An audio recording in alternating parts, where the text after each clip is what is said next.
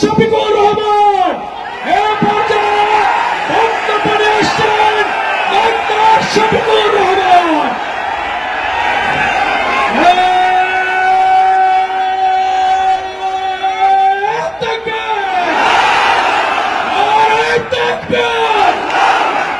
বাংলাদেশ জামাত ইসলামী জিন্দাবাদ জিন্দাবাদ জিন্দাবাদ। আসসালামু আলাইকুম ওয়া রাহমাতুল্লাহ।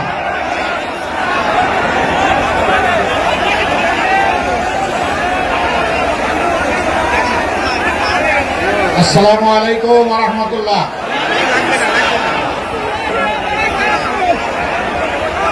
আসেন আমরা একটু আল্লাহর দিকে যাই। লিল্লাহি তাকবীর, লিল্লাহি তাকবীর। আসন্ন নির্বাচন সামনে রেখে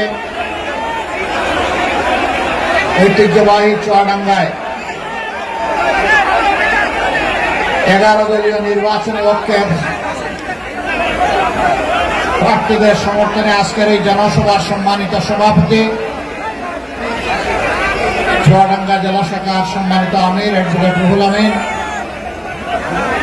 মঞ্চে বসা 11 দলের কেন্দ্রীয় এবং স্থানীয় নেতৃবৃন্দ, শহীদ পরিবারের সদস্যবৃন্দ, জুলাই যোদ্ধাবৃন্দ এবং প্রিয় চুয়াডাঙ্গাবাসী, আমার সামনে আজকের এই আয়োজনে সমবেত সাংবাদিক বন্ধুগণ, আল্লাহ সুবহানাহু ওয়া তাআলার শুকরিয়া আদায় করছি 1 বছরের মধ্যে দ্বিতীয়বার আমাদের এখানে আসা, এই মাঠেই আসা। আগের বার এসেছিলাম জুমাবারে, আমরা সমবেতভাবে এখানে জুমার নামাজও আদায় করেছিলাম। আল্লাহ তাআলা আবার জাতির প্রয়োজনে, দিনের প্রয়োজনে আজকে আমাদেরকে এখানে আসার তৌফিক দান করলেন। আগামী 12 তারিখ একসাথে বাংলাদেশের ইতিহাসে 2টি নির্বাচন একই দিনে অনুষ্ঠিত হবে ইনশাআল্লাহ। একটু বসেন, এখানে যারা আছেন তারা একটু বসেন, কথা বলবেন না, সাংবাদিকদেরকে তাদের দায়িত্ব পালন করার সুযোগ দেবেন। আপনাদের কথাগুলাই তারা সারা দেশ এবং দুনিয়ায় ছড়াই দেবেন। সুতরাং তাদের দায়িত্ব পালনের স্বার্থে তারা দাঁড়িয়ে থাকবেন। আপনারা কেউ আর দাঁড়িয়ে কোনো আঙ্গুল ইশারা করবেন না, কোনো কথা বলবেন না, আপনারা ধৈর্য ধরে শুনবেন। চুয়াডাঙ্গার মানুষ খুবই ভালো, সেই ভালো মানুষগুলো এখন থেকে শুধু সহযোগিতা করবে ইনশাআল্লাহ। প্রিয় চুয়াডাঙ্গাবাসী, বলছিলাম যে একই দিনে 2টি ভোট হবে। একটি ভোট হচ্ছে সংস্কারের পক্ষে হা ভোট, দ্বিতীয় ভোটটি হচ্ছে পরিবর্তনের বাংলাদেশের পক্ষের ভোট। হা মানে হচ্ছে আজাদি, না মানে হচ্ছে গুলামি। আজাদি না গুলামি, গুলামি না আজাদি, দুইভাবেই দিয়ে দেখলাম যে জনগণ সচেতন, মাশাআল্লাহ। জনগণ আওয়াজ দিতে উল্টাপাল্টা করে নাই। তার মানে হলো ভোটের বুথে ঢুকে প্রথম ভোটটি শক্ত করে মারতে হবে হার উপরে ইনশাআল্লাহ। হা জিতে গেলে বাংলাদেশ জিতে যাবে। হা জিতে গেলে ফিসিবাদ আর ফিরে আসবে না। হা জিতে গেলে দুর্নীতি এবং চাঁদাবাজের কবর রচনা হবে। আর হা হেরে গেলে বাংলাদেশ হেরে যাবে। আমরা সেদিন আল্লাহর দরবারে দোয়া করি, আল্লাহ যেন হা জিতে যাওয়ার ব্যবস্থা করেন বিপুল ব্যবধানে। দ্বিতীয় ভোটটি হবে পরিবর্তনের বাংলাদেশের পক্ষে। চুয়াডাঙ্গা জেলার মানুষ শিক্ষিত এবং ভদ্র, তারা শান্তিপ্রিয়, কিন্তু দুর্বল নয়, মানসিকভাবে খুবই শক্ত। অন্যায়ের বিরুদ্ধে তারা বজ্র কঠিন, আর ন্যায়ের পক্ষে একেবারেই তরল। এই চুয়াডাঙ্গায় কোনো চাঁদাবাজ নাই, চাঁদাবাজি হয় না। হয় শিওর? তাইলে চাঁদাবাজি হইলে ওইটা ডিজিটাল চাঁদাবাজি, কোন স্ট্যান্ড দখল হয় না এখানে।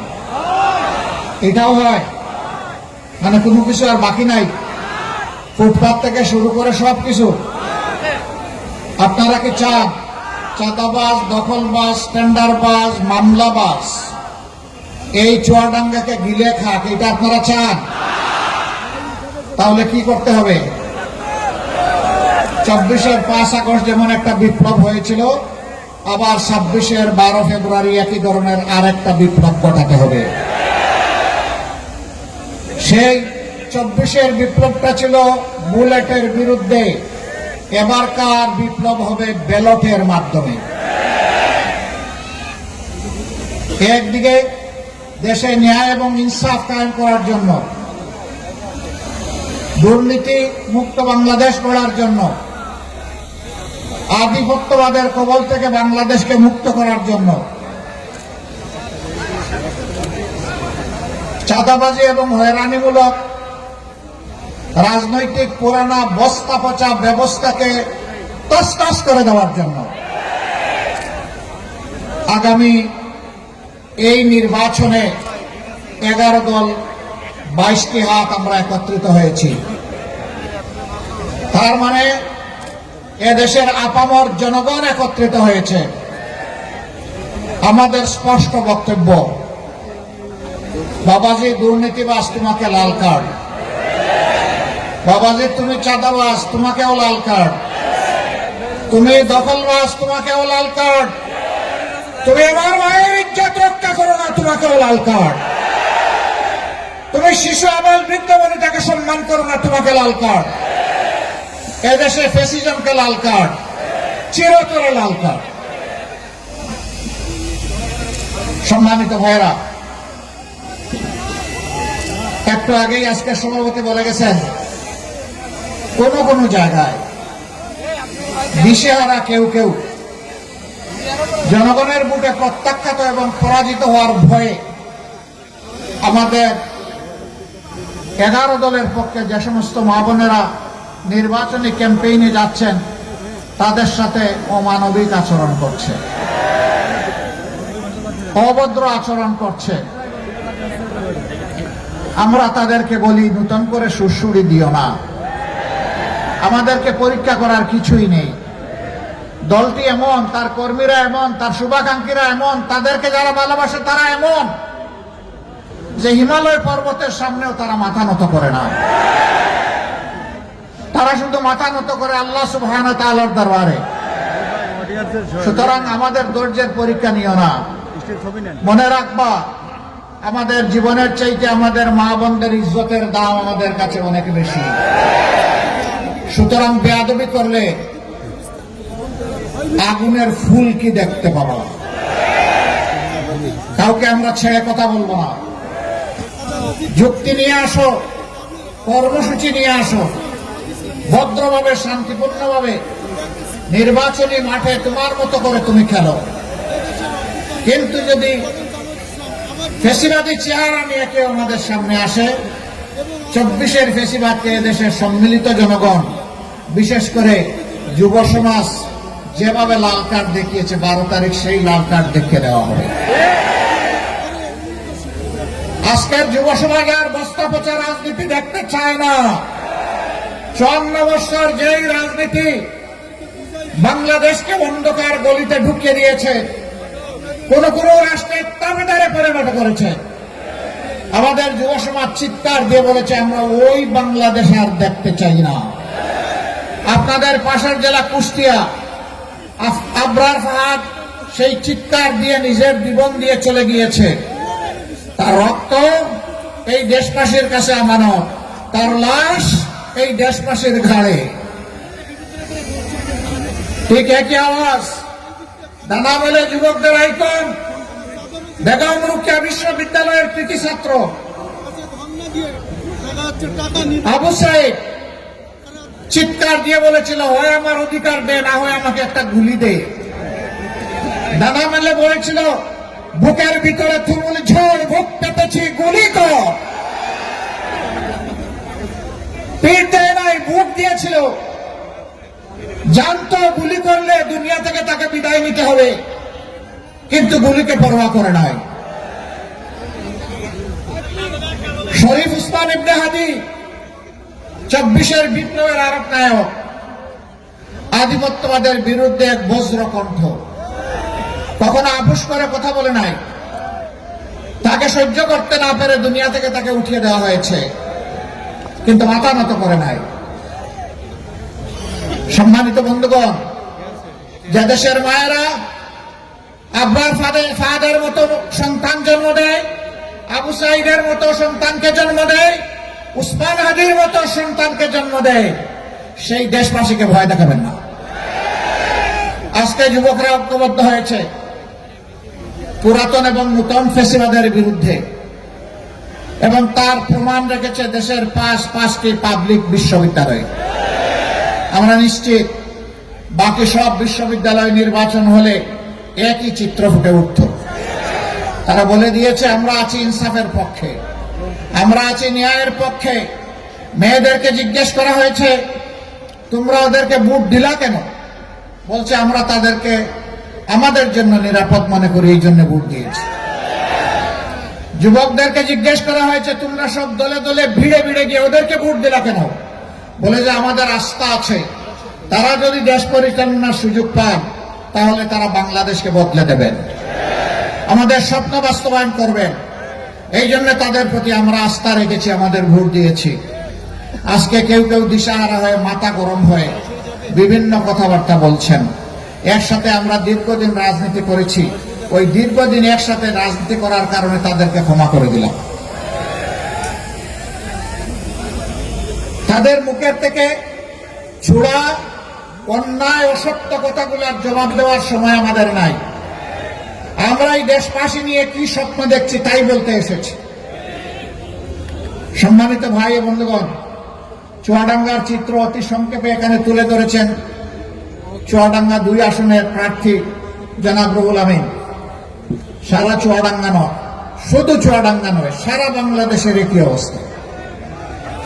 এরা জনগণের সম্পদ চুরি করেছে, লুটপাট করেছে, বিদেশে পাচার করেছে, বেগম ফাড়া করেছে, নিজেদের জন্য সিঙ্গাপুর এবং কানাডা বানিয়েছে, আর বাংলাদেশকে সমুদ্রের তলে ঢুকিয়ে দিয়েছে।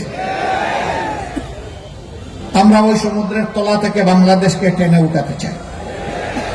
আমরা আশাবাদী ইনশাআল্লাহ আমরা পারবো। আমরা আশাবাদী আমাদের যুবকরা আমাদের পাশে থাকলে আমরা পারবো। আমরা আশাবাদী আপামর জনগণের দোয়া ভালোবাসা থাকলে আমরা পারবো। কেন আমরা পারবো? ইনশাআল্লাহ আমরা এই কারণে পারবো যে আমরা যদি দেশ পরিচালনার সুযোগ পাই, আমরা এদেশের মালিক বনতে চাইব না। আমরা ইনশাআল্লাহ এদেশের সেবক হব। আমরা কথা দিচ্ছি আমাদের কোন জনপ্রতিনিধির সম্পদ লাফিয়ে লাফিয়ে বাড়বে না, আমরা বাড়তে দেব না। আমরা বলবো যারা নিজেরটা উজাড় করে দেশবাসীর সেবা করার সাহস রাখো, তোমরাই শুধু আসো, আর কারো আসার দরকার নাই।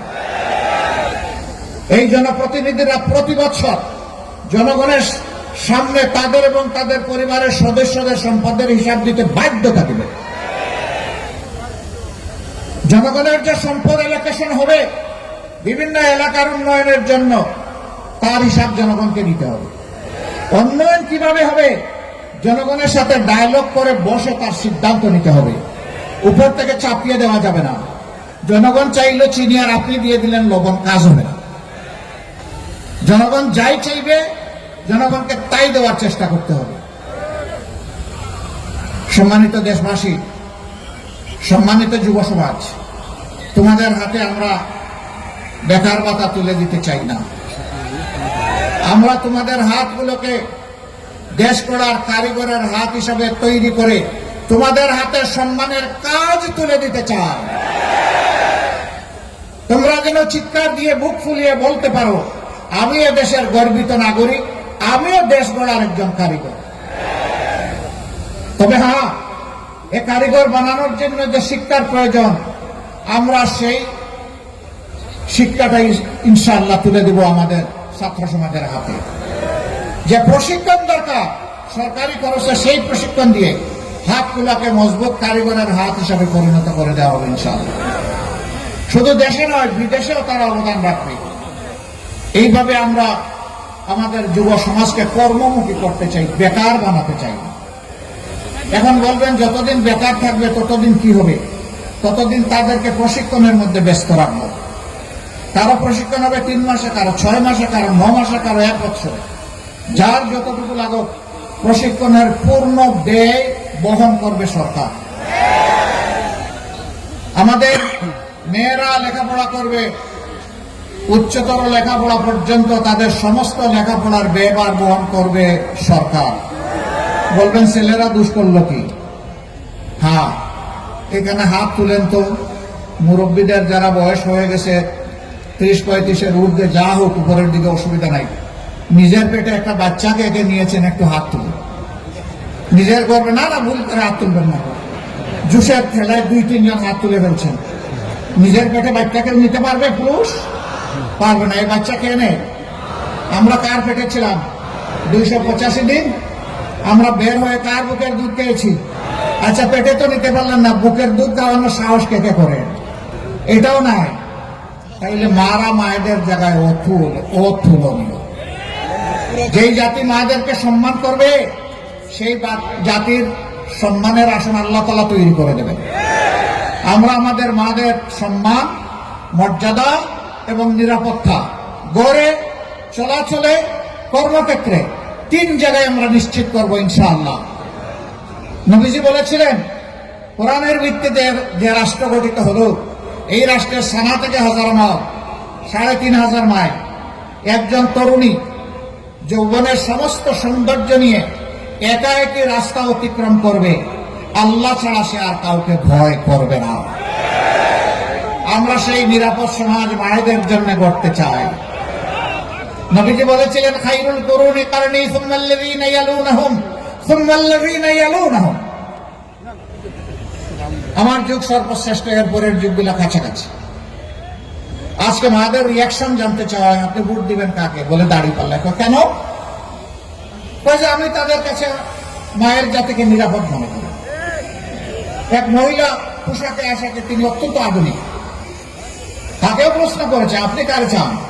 বলে যে আমি জামাতকে চাই। কেন চান? বলে যে জামাত আসলে দেশটা ঠিক হবে। আপনি তো এই ড্রেস পরতে পারবেন না। পারবো না। যে ড্রেস ওই সমাজে, পুরা জামাতকেই আমার ভালো লাগে। মায়েদের এই অভিব্যক্তি কারো কারো মগজ বিগড়ে দিয়েছে। ভাই ঠান্ডা থাকো, এখন তো শীতের দিনে তো গরম কেন? এখন মাথা গরম করলে চৈত্র মাসে তোমাদের কি হবে? এখন তো মাঘ মাস, নাকি আপনাদের এখানে চৈত্র মাস? মাঘ মাস। আমরা তাদেরকে বলবো যে এখানে মাথা গরমের কিছু নেই। রাজনীতি হচ্ছে নীতির খেলা। আপনার নীতি নিয়ে আপনি আসেন, আরেকজন তার নীতি নিয়ে এসেছে, জনগণের হাতে ছেড়ে দেন। জনগণ যাকে পছন্দ করবে, গ্রহণ করে নিবে। আপনার তাকে সম্মান দেখাতে হবে, আমারও তাকে সম্মান দেখাতে হবে। আমরা আমাদের দেশবাসীর উপর যথেষ্ট আস্থা রাখি। ইনশাআল্লাহ চুয়াডাঙ্গা জনগণ, আপনারা যদি আমাদের উপর আস্থা রেখে এই 2টা আসন আপনারা 11 দলের পক্ষে বিজয়ী করে দেন, আমরা কথা দিচ্ছি আপনাদের এই আস্থা রাখার জন্য আমরা আপনাদের কাছে কৃতজ্ঞ থাকব। কমপক্ষে এই 5 বছর, যে 5 বছরের জন্য রায় দিচ্ছেন, আমরা এই 5 বছর আপনাদের ঋণ পরিশোধ করার চেষ্টা করব ইনশাআল্লাহ। কেরুয়া কোম্পানির সুগার মিল, বৃহত্তম সুগার মিল, এখন নাকি এটা খুঁড়িয়ে খুঁড়িয়ে হাঁটে। আমরা কথা দিচ্ছি, আমরা ইনশাআল্লাহ সবগুলা মিল, ফ্যাক্টরি, ইন্ডাস্ট্রিকে জীবন্ত করে তুলব। চুরিচামারি বন্ধ করে দেব। লুটপাট বন্ধ হয়ে যাবে। কোনো অবস্থায় লুটপাট করতে দেওয়া হবে না। লুটপাট, চুরিচামারি যখন বন্ধ হয়ে যাবে, অটোমেটিক্যালি মিল, ফ্যাক্টরি, ইন্ডাস্ট্রিগুলো জীবন পেয়ে যাবে। অসংখ্য মানুষের কর্মসংস্থান হবে। দেশ উৎপাদনে এগিয়ে যাবে। এইভাবে নতুন নতুন কারখানা গড়ে উঠবে এবং নতুন নতুন কর্মসংস্থান হবে। আমরা বেকার নয়, আমরা কর্মসংস্থানের মাধ্যমেই ইনশাআল্লাহ এই দেশকে সমৃদ্ধশালী দেশ হিসাবে গড়ে তুলতে চাই। 3টা জিনিস আমরা যে কোনো মূল্যে নিশ্চিত করতে চাই।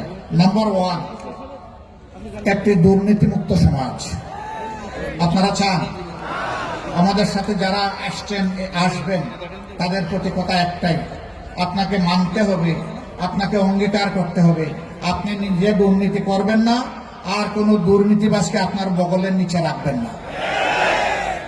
2 নম্বর, গরিব ধনী, আবার বৃদ্ধ বনিতা, নারী পুরুষ, শিশু বৃদ্ধ, ধর্ম বর্ণ নির্বিশেষে সবার জন্য সর্বত্র ন্যায় বিচার কায়েম করা হবে।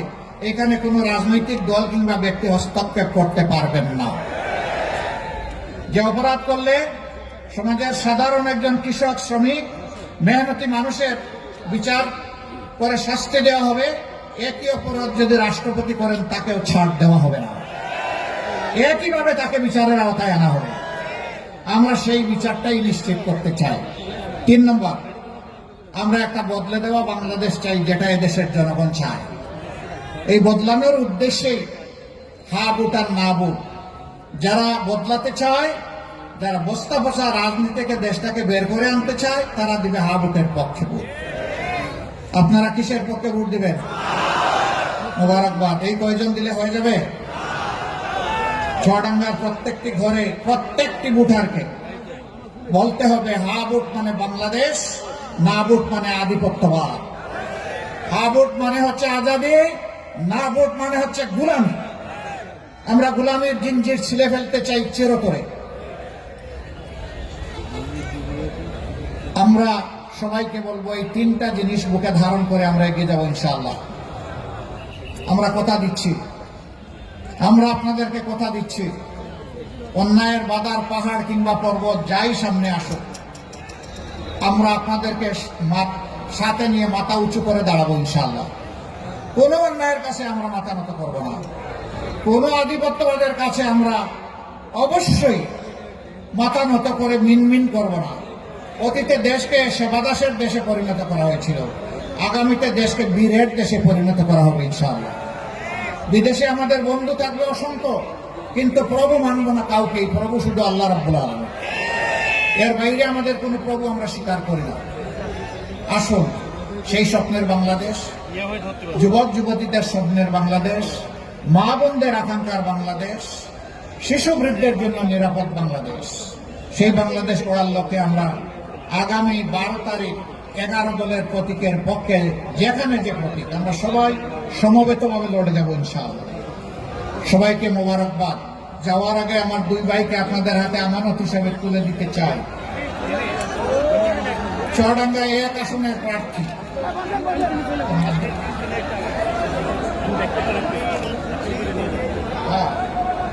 আপনারা কি ডানপন্থী না বামপন্থী? আপনি ডান দিকে আসেন, এই লোকেরা মানে না বাম দিকে দাঁড়াইলে। আলহামদুলিল্লাহ, আমরা ইনসাফের প্রতীক দাঁড়িপাল্লা 1 নম্বর আসনের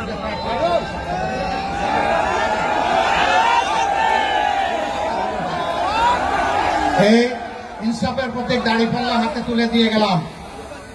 ইনশাআল্লাহ দাঁড়িপাল্লার বিজয় ঘরে নিয়ে 12 তারিখ আপনারা ফিরবেন ইনশাআল্লাহ। আমরা শুনতে পাচ্ছি আকাশে কোনো এক কালো চিল নাকি ডানা মেলে আমাদের রেজাল্ট ছু মেরে নিতে চায়। আমরা বলি আমরা ঠোঁট খুলে ফেলবো, ছু মারার কোনো সুযোগ দেব না ইনশাআল্লাহ। এবার চুয়াডাঙ্গা 2 আসনের প্রার্থী আমাদের প্রিয় সম্মানিত জেলা আমির জনাব অ্যাডভোকেট রুহুল আমিন, তার হাতে আমরা ইনসাফের প্রতীক দাঁড়িপাল্লা তুলে দিলাম। আপনারা কি লড়ে যাবেন? বিজয় নিয়ে ঘরে ফিরবেন? ঘরে ফিরে 2 রাকাত নামাজ, 4টা সেজদা, পুরা চোখ ভিজা আল্লাহকে বলতে হবে, আল্লাহ এ বিজয় তোমার, এ বিজয় মানবতা, এ বিজয় 18 কোটি মানুষের, এ বিজয় কোনো দলের নয়। হে আল্লাহ, তুমি আমাদেরকে যারা প্রতিনিধি হয়েছেন তাদেরকে তাদের দায়িত্ব পালনের তৌফিক দান করো। সবাইকে মোবারকবাদ, অসংখ্য মোবারকবাদ। আল্লাহ হাফেজ। বাংলাদেশ জিন্দাবাদ। 11 দলীয় নির্বাচনী ঐক্য জিন্দাবাদ, জিন্দাবাদ, জিন্দাবাদ। আসসালামু আলাইকুম ওয়া রাহমাতুল্লাহ।